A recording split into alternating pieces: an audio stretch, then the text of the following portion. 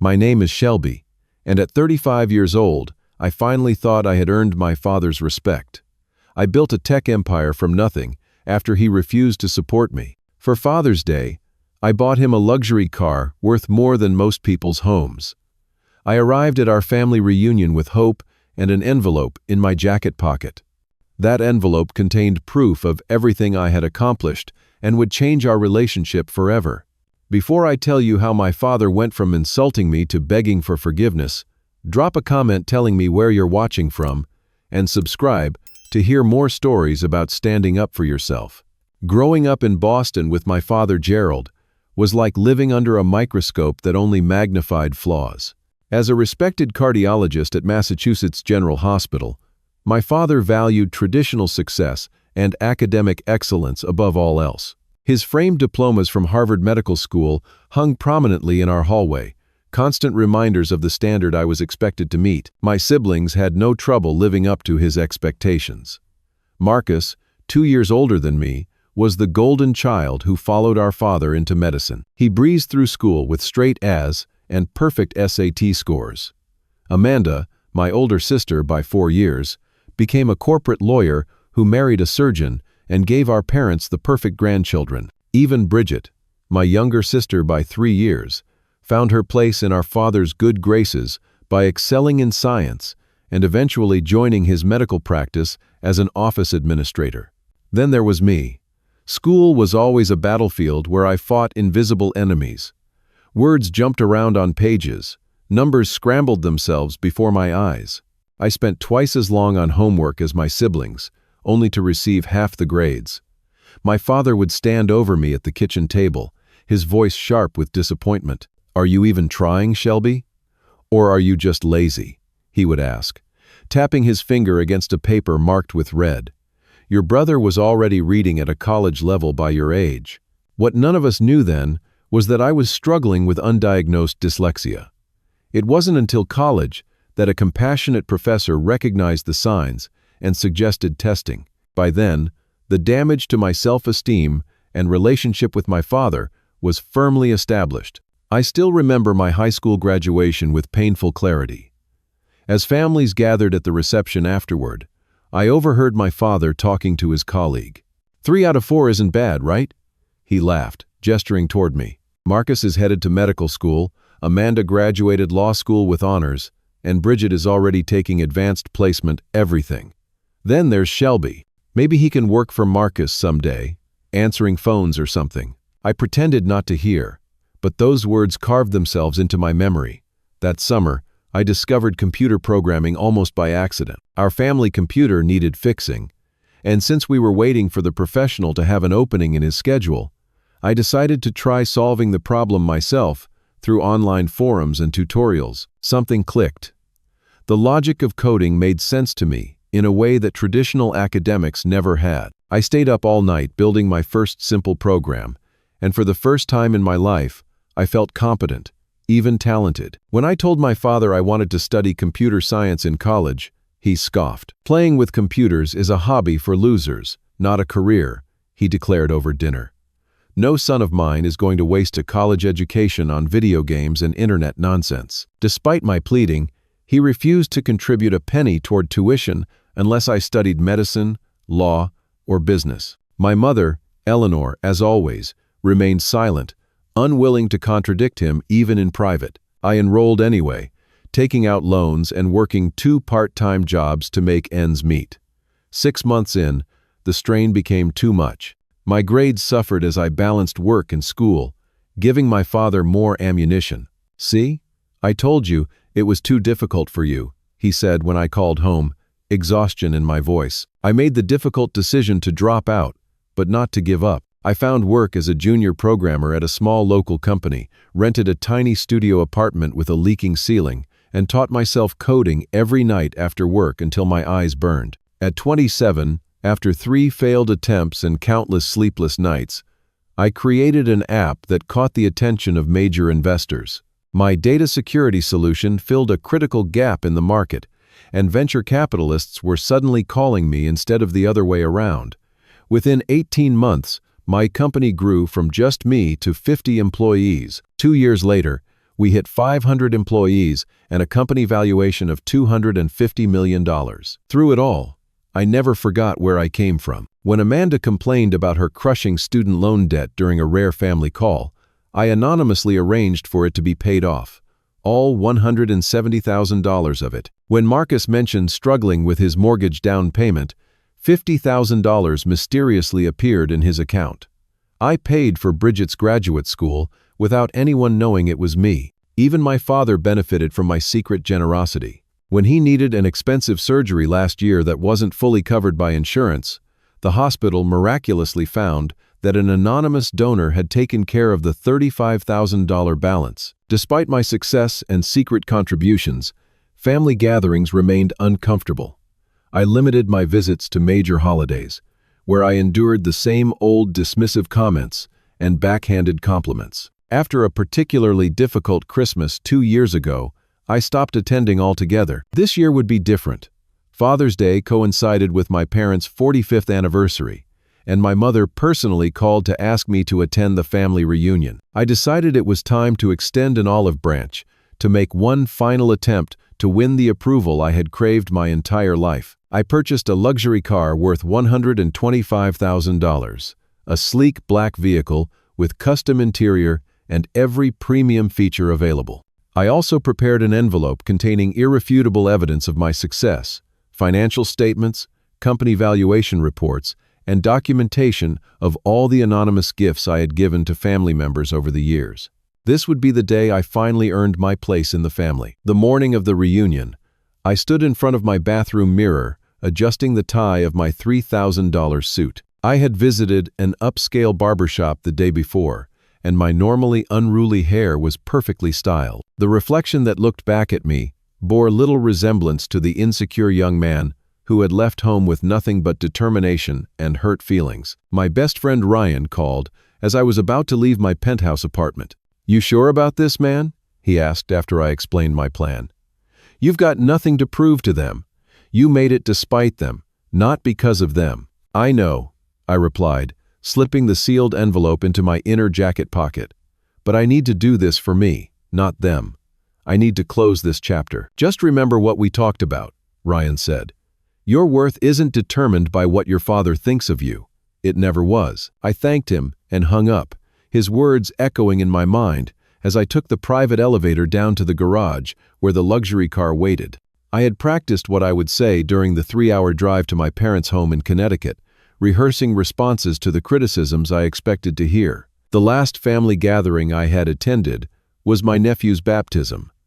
My father had cornered me by the church refreshment table, mojito in hand, despite the morning hour. "Still playing with computers?" he had asked, his tone making it clear he considered my career choice childish. "My company just secured Series B funding," I had answered, trying to keep the defensiveness from my voice. "Well, at least you're employed," he had replied before walking away to congratulate Marcus on something inconsequential. As I drove through the familiar Connecticut suburbs, my anxiety increased with each mile marker.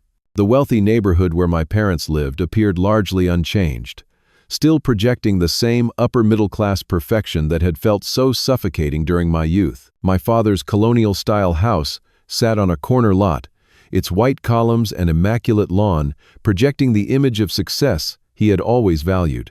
I pulled the luxury car into the circular driveway, knowing the neighbors would notice. Several were outside, pretending to garden while stealing glances at the vehicle that cost more than most of them earned in a year. I took a deep breath before ringing the doorbell, the car keys wrapped in a small gift box tucked under my arm. My sister Bridget answered, her expression genuinely warming when she saw me. "Shelby, you actually came." She pulled me into a hug that felt authentic. Of all my siblings, Bridget had always been the kindest, though she rarely stood up to our father on my behalf. "Nice car," she whispered, glancing over my shoulder. "Dad's going to flip." The house smelled of my mother's signature pot roast and cinnamon candles, a combination that instantly transported me back to childhood's Sunday dinners. Family photos lined the entryway, though I noticed the ones featuring me were fewer and less prominently displayed than those of my siblings. Marcus appeared from the living room, drink already in hand, though it was barely noon. He gave me an exaggerated handshake and shoulder slap that felt more like a performance than a genuine greeting. "Well, well, look who decided to grace us with his presence," he said, eyes quickly assessing my expensive suit and watch. "Business must be good enough to afford a day off." "Good to see you too, Marcus," I replied evenly. "How's the practice?" "Booming. Just became the youngest partner at the clinic." He took a swig of his drink. "You should let me look at some investment opportunities for you before you waste all that startup money." Before I could respond, Amanda swept in with her picture-perfect family in tow. Her husband Thomas nodded curtly while their children stared at me as if I were a stranger, which I essentially was. "Shelby," Amanda said coolly, air kissing near my cheek, "Mom didn't think you'd actually show up." "I wouldn't miss it," I replied, trying to keep my tone light. I could sense her eyes taking inventory of my appearance, cataloging details she would later discuss with Marcus. My mother emerged from the kitchen, wiping her hands on an apron that probably hadn't seen actual cooking in years, given their housekeeper did most of the work. "There's my boy," she said, embracing me with the faint scent of white wine on her breath. "Your father will be so pleased you made it." As if summoned, my father appeared at the top of the staircase, making a characteristically dramatic entrance. At 68, Gerald still stood ramrod straight, his full head of silver hair and tailored clothing, projecting the authority he had wielded over our family for decades. "Shelby," he said, descending the stairs without hurrying. "You're late. Everyone else arrived an hour ago." "Hello, Dad," I said, extending the small gift box. "Happy Father's Day." He took the box with a raised eyebrow, opening it without ceremony. When he saw the car keys with the luxury brand logo, his expression remained carefully neutral. "You bought me a car?" he asked, as if I had presented him with something puzzling rather than extraordinary. "It's outside if you want to see it." We all moved to the front door, and I heard actual gasps from my siblings as they saw the gleaming vehicle in the driveway. "That's at least $100,000, Marcus muttered to Amanda, who elbowed him to be quiet. My father walked around the car once, inspecting it like he might a used appliance, rather than one of the most prestigious automobiles on the market. "At least you're good for something," he finally said, pocketing the keys without a thank you. "Though I've always preferred Mercedes," my mother rushed to smooth over the moment. "It's a beautiful gift, Shelby. Your father is just overwhelmed. Come inside, everyone. Lunch is almost ready." As the family moved back into the house, I caught my father taking one more appreciative look at the car before following us inside. A small victory, but I would take it. The next hour was filled with awkward small talk and thinly veiled interrogations about my life. I kept my answers brief, aware that any success I mentioned would either be dismissed or met with suspicion. We toured the house as if I were a guest rather than someone who had grown up there. Every room held memories, most of them painful. The study where my father had lectured me about disappointing grade reports. The dining room where I had sat through countless meals, feeling inadequate. The basement where I had hidden to work on early coding projects, knowing my father would never come looking for me there. I overheard my father in the kitchen, bragging to my Uncle Frank about Marcus's medical practice and Amanda's husband's recent promotion. When Frank asked about my company, my father changed the subject so quickly it was almost comical. As dinner approached, I offered the expensive bottles of wine I had brought, only to have my father dismiss them in favor of his own selection. "We'll save these for a special occasion," he said, placing my bottles aside unopened. It was going to be a long evening. The formal dining room had been set with my mother's best china and crystal, a display of wealth and tradition that my father valued highly. The massive mahogany table could seat 20, and tonight it was nearly full, with extended family members I barely recognized. Aunts, uncles, and cousins from both sides of the family had gathered for the dual celebration of Father's Day and my parents' anniversary. My father took his customary place at the head of the table, my mother to his right. Marcus and his wife sat in the positions of honor nearest to them, followed by Amanda and her husband. The seating arrangement continued in obvious order of preference, with me relegated to the far end of the table, beside a second cousin whose name I couldn't recall and an elderly aunt who was mostly deaf. The first course arrived, a delicate seafood appetizer that prompted polite murmurs of appreciation. My father raised his wine glass, initiating the first of what would undoubtedly be many toasts throughout the evening. "To family," he said simply. and everyone dutifully drank. As the appetizer plates were cleared, my father tapped his knife against his water glass, commanding attention. "I'd like each of my children to share what they've been accomplishing lately," he announced, his gaze sliding over me as if I were an afterthought. "Marcus, you start." My brother straightened importantly, clearly having anticipated this moment. "Well, as most of you know, I was recently made the youngest partner in the history of Boston Cardiovascular Associates," he began, his chest practically swelling. "We just opened a new wing at the hospital with my name on one of the research labs. Oh, and we were accepted into Brookline Country Club last month, which had a 7-year waiting list." My father beamed with undisguised pride. "Following in my footsteps and then some," he declared, raising his glass in another toast.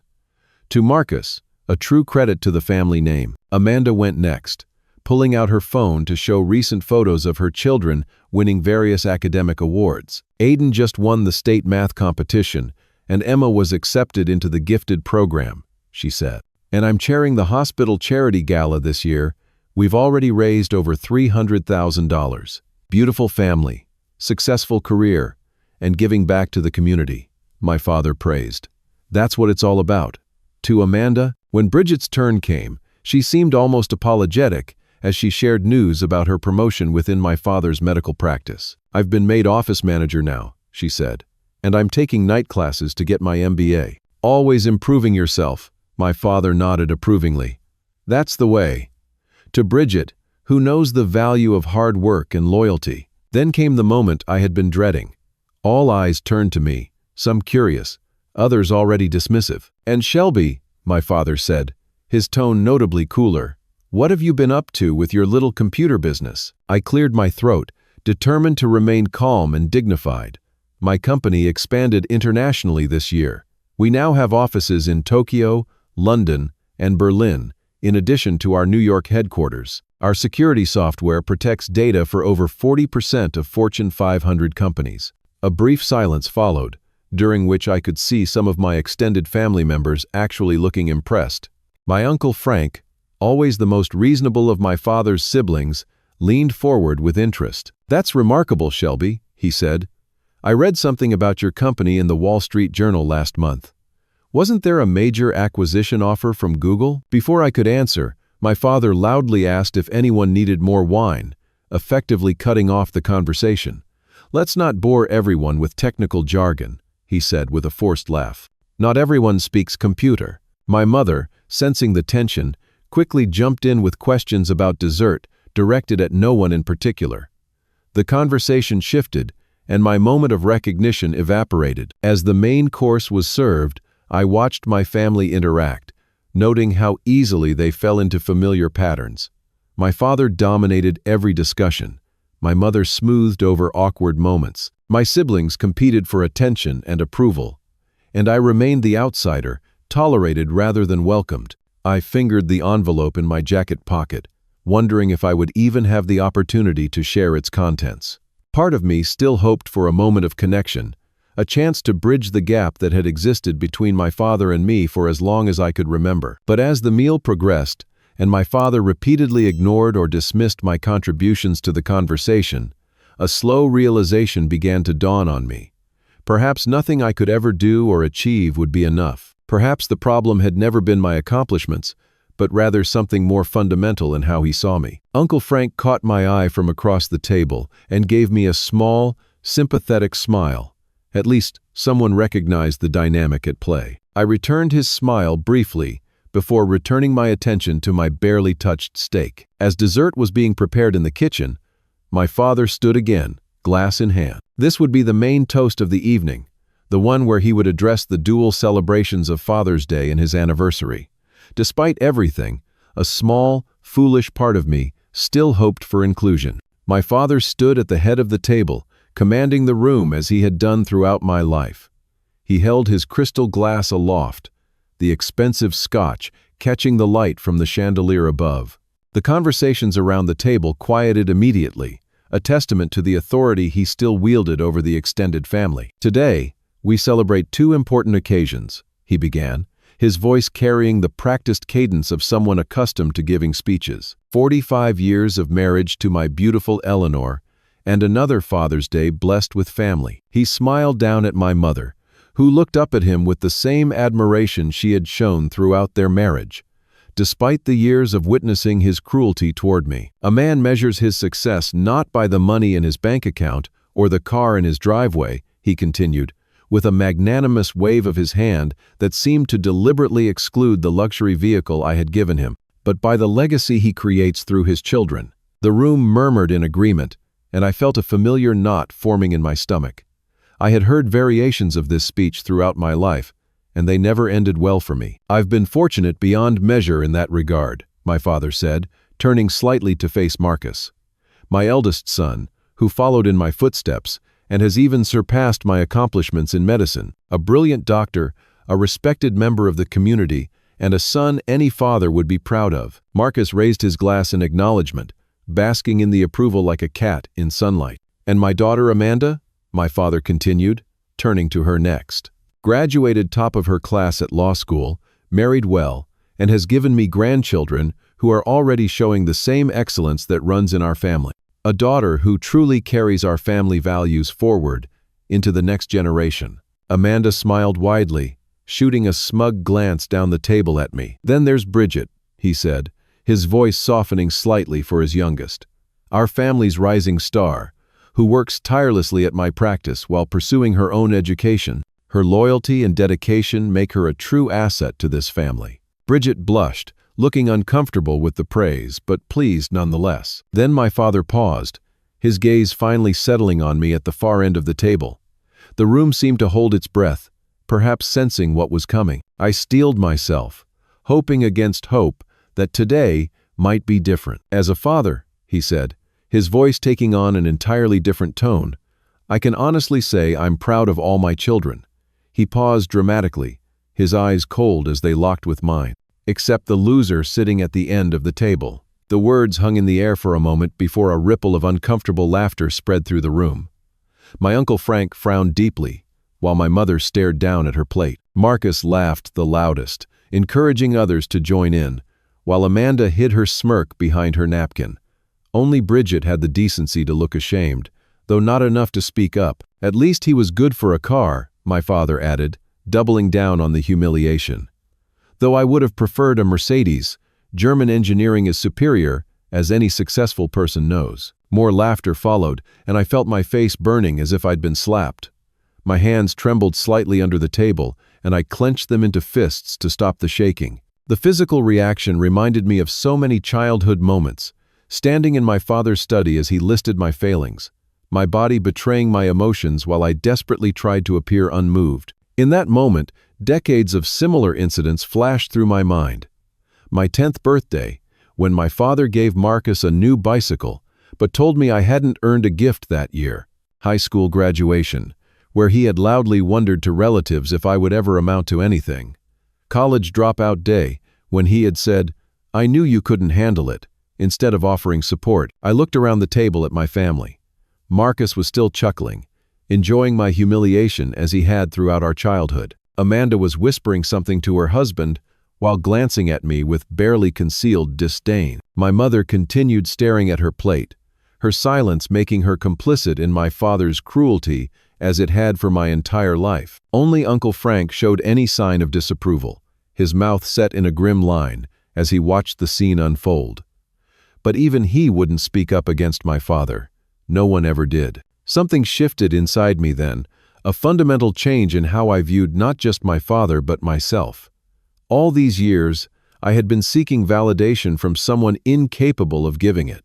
I had measured my worth through the eyes of a man who had decided, long ago, that I would never be good enough. No achievement would ever change that. No success would ever earn his respect, because the problem wasn't what I had accomplished, but who I fundamentally was in his eyes. I had built a multi-million-dollar company, employed hundreds of people, secretly supported my family financially, and still, in this moment, I was the loser at the end of the table. The realization didn't bring pain as it once would have. Instead, a strange calm washed over me, a clarity I had never experienced in my father's presence before. I no longer needed his approval. I no longer wanted it. What I wanted now was my dignity, my self-respect, and the recognition that I deserved better than this. had always deserved better than this. As the laughter died down and my father prepared to continue his speech, I slowly pushed back my chair and stood. The movement was deliberate, unhurried, and the sound of the chair legs against the hardwood floor cut through the remaining chuckles like a knife. Every head turned toward me. I straightened to my full height, adjusted my custom suit jacket, and looked directly at my father for what I knew might be the last time. The dining room fell silent as I stood, all eyes now fixed on me.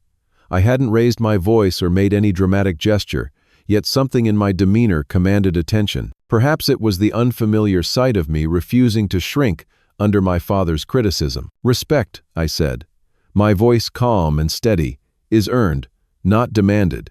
It's given to those who show it to others. It's not a one-way street, and it's certainly not determined by profession, income, or status." My father's face registered shock at my unexpected response. He had anticipated my usual reaction, silent acceptance, followed by a hasty exit or awkward attempt to change the subject. "For 35 years, I continued, I wanted nothing more than your approval. I measured my worth by your standards and found myself constantly falling short, not because I wasn't successful, but because you decided early on that I wasn't worth your respect." I looked around the table, making brief eye contact with each family member. Marcus's smug smile had faded. Amanda looked uncomfortable.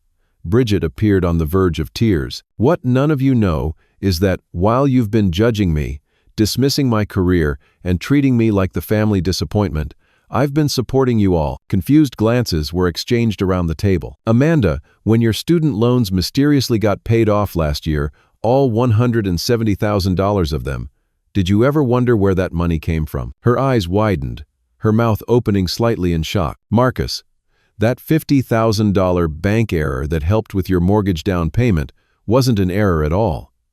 I turned to my younger sister. "And Bridget, your graduate school tuition didn't receive an anonymous scholarship.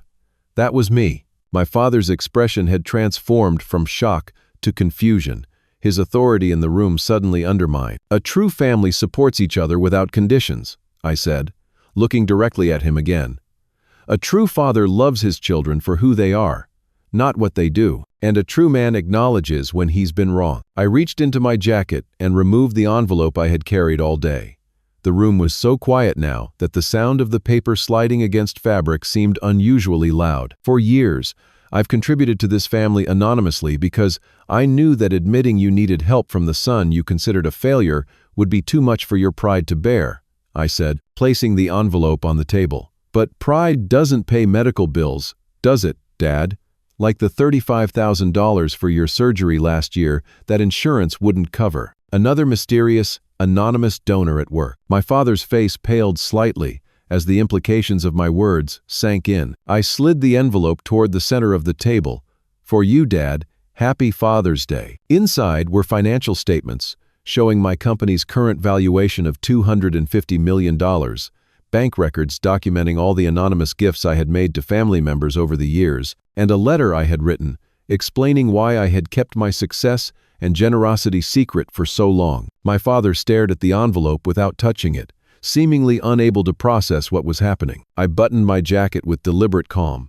"Thank you for dinner, Mother.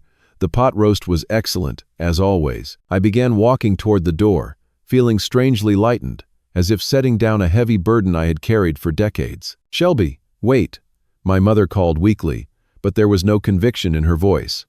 After a lifetime of standing by while I was belittled, her plea came far too late. Uncle Frank pushed back his chair and followed me into the hallway. "You don't have to leave, son," he said, placing a hand on my shoulder. He was out of line, but this is still your family. I smiled sadly at the only relative who had ever shown me consistent kindness. "Family is more than blood, Uncle Frank. It's respect, support, and acceptance.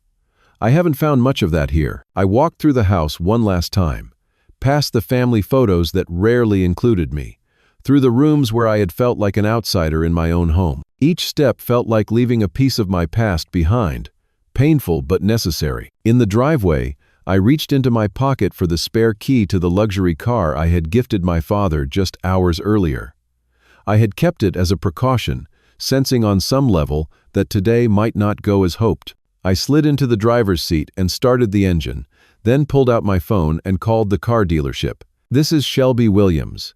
I need to transfer the title for the vehicle I purchased yesterday back to my name," I said, providing the necessary information to reverse the gift. "Yes, immediately. Thank you." As I drove away, I watched the family home recede in my rearview mirror. The imposing colonial structure that had loomed so large in my childhood memories seemed smaller somehow, less significant. I drove to a viewpoint overlooking the town, a spot I had visited often as a teenager when I needed escape from my father's criticism. The sun was setting over the Connecticut landscape, painting the sky in colors that seemed too beautiful for such a painful day. My phone began buzzing incessantly with messages and calls from family members. I glanced at the screen long enough to see my father's name appear multiple times, along with texts from my siblings ranging from angry accusations to confused questions. I turned the phone off and slipped it back into my pocket. Tomorrow would be time enough to deal with the aftermath of today's events. Tonight, I needed space to process my own emotions and come to terms with the bridge I had just burned. I checked into the town's most expensive hotel, a 5-star property where my father had always wanted to stay but could never quite afford. There was a certain symmetry to ending this day here, a small act of reclamation. I ordered room service and a bottle of excellent scotch, then sat by the window, watching the town lights come on as darkness fell. For the first time in my life, I felt truly free of my father's shadow. The morning after the disastrous family dinner, my father opened the envelope I had left. I wasn't there to witness it, of course, but Uncle Frank called me later to describe the scene. According to him, the family had sat in stunned silence for nearly 5 minutes after my departure. My mother had cried quietly, while my father stared at the envelope as if it might contain a bomb. Finally, with shaking hands, he had opened it and begun reviewing the contents. The financial statements revealing my company's $250 million valuation had been the first shot. The documentation of Amanda's student debt payoff had been next, followed by the records showing my contribution to Marcus's home down payment. The proof that I had funded Bridget's graduate school education had visibly shaken my siblings, but it was the medical bills from my father's surgery last year, marked paid in full by an anonymous donor, that had finally broken through his armor. "Your father turned white as a sheet," Uncle Frank told me. He kept saying, "This can't be right," over and over, but he knew it was. When he got to your letter at the end, he couldn't even finish reading it. He just got up and locked himself in his study with a bottle of whiskey. My father had tried calling me repeatedly that night, his messages growing increasingly incoherent as the whiskey took effect. I had listened to them the next morning in my hotel room, feeling strangely detached from the desperate, slurred apologies and accusations. "You had no right to help us without telling us," he had said in one message, his pride wounded even in the face of my generosity. In another, he had demanded that I return to explain myself properly. The final message, left near midnight, had been different, a quiet, broken, "Please come back, Shelby. I didn't know." I checked out of the hotel and drove back to New York, taking the long route along the coast to give myself time to think. I spent the next week ignoring the constant stream of calls and messages from my family, focusing instead on work and the strange, newfound sense of liberation I was experiencing. Ryan came over to my penthouse that weekend, bringing pizza and beer like we were still the broke 20-somethings who had dreamed of success together. "You did the right thing," he said after I recounted the full story. "They needed to hear the truth, even if it hurt." "I don't know if anything will change," I admitted, staring out at the Manhattan skyline from my floor-to-ceiling windows. 40 years of family dynamics don't transform overnight. "Maybe not," Ryan agreed, "but you've changed, and that's what matters. You're not chasing his approval anymore." I thought about that a lot over the following days. There had been a moment in my childhood, a rare positive memory with my father, that kept surfacing in my mind. I was perhaps 7 years old, and he had taken me fishing, just the two of us. For a few hours, as we sat quietly by the lake, I had felt a connection with him that never manifested at home. He had shown patience, teaching me to cast without criticizing my technique, and had seemed genuinely proud when I caught a small sunfish. "That's my boy," he had said, words I had clung to for years afterward, hoping to hear them again. That Monday, I returned to my office, where I was respected and valued for exactly who I was. My assistant, Lisa, informed me that various family members had been calling the office and even trying to schedule appointments under false pretenses. "Your brother claimed to be a potential investor," she said with raised eyebrows. "And your sister Amanda said she was a journalist doing a profile on you. Should I continue turning them away?" "Yes, please," I replied. "If they persist, have security escort them out." Part of me wanted to hear what they had to say, to believe that perhaps this revelation had genuinely changed their perspective. But a larger part feared that any conversation would devolve into the same old patterns, with my father minimizing my feelings and my siblings taking his side as they always had. 2 weeks passed.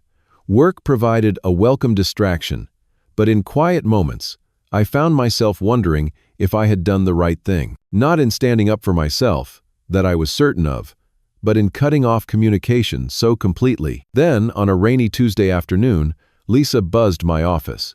"There's someone here to see you," she said, her voice unusually tentative. "It's your father." I sat back in my chair, genuinely surprised. My father hated New York City and complained bitterly on the rare occasions he had to visit. For him to come to my office, he must have been truly desperate. "He doesn't have an appointment," Lisa continued. "Should I have security remove him?" I considered it for a moment. "No," I finally decided. "Tell him I'm in a meeting but will be free in 30 minutes. Have him wait in the reception area." It was petty perhaps to make him wait, but after a lifetime of being kept waiting for his attention and approval, it felt like a small but necessary rebalancing of power. When Lisa informed me that 30 minutes had passed, I took a deep breath and straightened my tie. "Send him to my office," I instructed. My father appeared in my doorway moments later, and I was shocked by his appearance. Just 2 weeks had passed, but he looked years older. The confident, imposing figure who had dominated our family dinner was gone, replaced by a man who seemed diminished somehow, uncertain in the unfamiliar territory of my world. "Your office is impressive," he said, looking around at the corner suite with its panoramic views of the city. "Bigger than mine at the hospital." I gestured to a chair across from my desk. "Please, sit down." He did so, perching awkwardly on the edge of the seat, as if afraid to fully occupy the space. For a man who had always filled rooms with his presence, the change was striking. "The security downstairs made me show ID," he said, clearly discomforted by not being recognized on site as he was at his hospital. "And your assistant wouldn't let me in without calling you first." "That's standard procedure for everyone," I replied evenly. He nodded, looking down at his hands. I took the train. I don't like driving in the city. The small talk was unlike him, and I realized he was stalling, unsure how to begin the conversation we needed to have. I waited silently, allowing the uncomfortable silence to stretch between us. For once, he would have to be the one to bridge the gap. My father and I sat in silence for what felt like an eternity, the magnificent view of New York City from my 50th floor penthouse office serving as a backdrop to our standoff. Finally, he cleared his throat and looked around the room, taking in the awards displayed on my walls, the cutting-edge technology on my desk, and the framed magazine covers featuring my company. "I didn't know," he said finally, his voice lacking its usual authoritative tone. "I didn't know any of it. How successful you'd become. What you've been doing for the family." I nodded but remained silent, waiting for more than just acknowledgement of facts. "The car," he continued awkwardly. "They told me when I tried to register it that the title had been transferred back to you." "Yes," I confirmed simply. He shifted in his chair, clearly uncomfortable with my newfound composure. Throughout my life, he had been the one in control of our interactions, setting the tone, determining when conversations ended. Now, in my territory, that dynamic had shifted, and he seemed lost without his usual dominance. "Your mother is upset," he tried. "She thinks you should come home, that we should talk as a family." "We're talking now," I pointed out. "Just you and me. Isn't that what we've always needed?" He sighed heavily, his shoulders slumping. For the first time, I truly saw him as he was, a 68-year-old man confronting the consequences of decades of poor parenting choices. "I was wrong," he finally admitted, the words seeming to physically pain him. "The things I said at dinner, the things I've been saying your whole life, I was wrong." I had imagined this moment countless times over the years, fantasized about hearing those exact words. Now that they had been spoken aloud, I found they didn't bring the satisfaction I had expected. "Why?" I asked simply. "Why were you always so much harder on me than the others?" My father ran a hand through his silver hair, a gesture so familiar it brought back a flood of childhood memories. "You were different," he said after a long pause. "From the day you were born, you were different from your brother and sisters. They were easy to understand, easy to guide. They followed the path I laid out without question. But you," he shook his head slightly, "you asked why. You tried things your own way. You challenged me without even trying to." "That's not an explanation," I said quietly.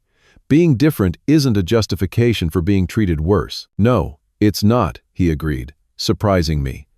"The truth is more complicated, and it doesn't reflect well on me." He stood up and walked to the window, looking out over the city skyline. "I was threatened by you," he admitted, his back to me. "Not at first, when you were struggling in school. Then, I was just frustrated, convinced you weren't trying hard enough. But later, when you started finding your own way despite my lack of support, when you began succeeding on your own terms," he turned to face me. "It made me question everything I thought I knew about success, about parenting, about myself." "So you doubled down on criticizing me," I concluded. "Yes," he nodded. "Because admitting I was wrong would have meant acknowledging that I had failed you as a father. It was easier to keep seeing you as the problem." He returned to his seat, meeting my eyes directly for what felt like the first time in years. "My father was the same way with me," he continued. "Nothing was ever good enough. The difference was, I chose to follow his path anyway, to seek his approval by becoming what he wanted. You were braver than I ever was. You chose your own path, even knowing it would cost you my approval." The revelation about my grandfather surprised me. He had died before I was born, and my father rarely spoke of him. "I became a doctor because he told me to," my father confessed. "I married your mother because she was from the right sort of family. I built my entire life trying to earn the approval of a man who died still finding me lacking. And then I did the same thing to you." I considered his words carefully. There was truth in them, but acknowledgement alone wasn't enough. "I appreciate your honesty," I said finally. "But understanding why you treated me that way doesn't erase the damage it caused. It doesn't change the fact that you humiliated me in front of our entire family 2 weeks ago." "No, it doesn't," he agreed. "I'm not asking for forgiveness, Shelby. I don't deserve it yet. I'm asking for a chance to do better going forward. To get to know the son I never really tried to understand. I studied him, looking for signs of manipulation or insincerity, but found only genuine remorse and uncertainty. The great doctor, Gerald Williams, who always knew exactly what to do in any situation, was navigating unfamiliar territory without a map. "I can't just forget everything and go back to the way things were," I told him. "I won't be coming to Sunday dinners pretending everything is fine. If we're going to have any relationship moving forward, it needs to be different. Equal, based on mutual respect." "I understand," he said, nodding. "What would that look like to you?" "Boundaries," I replied without hesitation. "No more critical comments disguised as jokes. No more comparing me to Marcus or anyone else. And an acknowledgement to the entire family about how you've treated me, and about the financial support I've provided." He winced at the last part, his pride clearly still stinging, but nodded in agreement. "And time," I added. "This isn't going to be fixed in one conversation. Trust has to be rebuilt slowly." "I'd like to try," he said simply. We talked for another hour, establishing the framework for a new kind of relationship, one neither of us had experience with, but both were cautiously willing to explore. In the months that followed, things changed gradually. My father made genuine efforts, stumbling occasionally into old patterns, but catching himself more quickly each time. 2 months after our office conversation, he organized a dinner at my penthouse, where he publicly acknowledged both his past behavior and my success to the entire family. "I was wrong about Shelby," he told them, standing in my living room with the Manhattan skyline glittering behind him. "Wrong to dismiss his choices, wrong to minimize his accomplishments, and wrong to treat him with less respect than he deserved. I'm trying to do better now, and I expect all of you to do the same." My siblings approached our relationship differently after that. Marcus with newfound respect, tinged with envy. Amanda with grudging acknowledgement of my success. And Bridget with genuine attempts to connect as equals. None of these changes came easily or without setbacks, but they came nonetheless. As for me, I established a scholarship fund for students with dyslexia and other learning disabilities, determined to support others who faced the same challenges I had. The fund was named after my Uncle Frank, who had shown me kindness when others hadn't, rather than after my father or our family name. Some lessons, while learned, should not be forgotten. Looking back now, I realize that the journey from seeking my father's validation to finding my own self-worth was necessary for both of us. I needed to stop measuring my value through his eyes, and he needed to confront the damage his conditional love had caused. The truth is, some people may never give you the approval you deserve, no matter what you achieve or how hard you try. Your worth isn't determined by their inability to see it. Family bonds are important, but they should never come at the cost of your self-respect or dignity. The relationship I have with my father today isn't perfect. There are still moments of tension, old wounds that haven't fully healed. But it's honest in a way it never was before, built on a foundation of truth rather than performance and expectations. Sometimes, the family we choose, the friends who support us unconditionally, can be more nurturing than the one we're born into. Ryan remains my closest confidant, more of a brother to me than Marcus ever was, and I've learned to surround myself with people who value me for who I am, not what I achieve or provide. Have you ever had to stand up to a family member who treated you unfairly? What did you do, and how did it change your relationship? Leave a comment below and share your experience. And if this story resonated with you, please like, subscribe, and share it with someone who might need to hear that their worth isn't determined by another person's opinion of them. Thank you for listening to my story. And remember, sometimes walking away is the first step toward healing.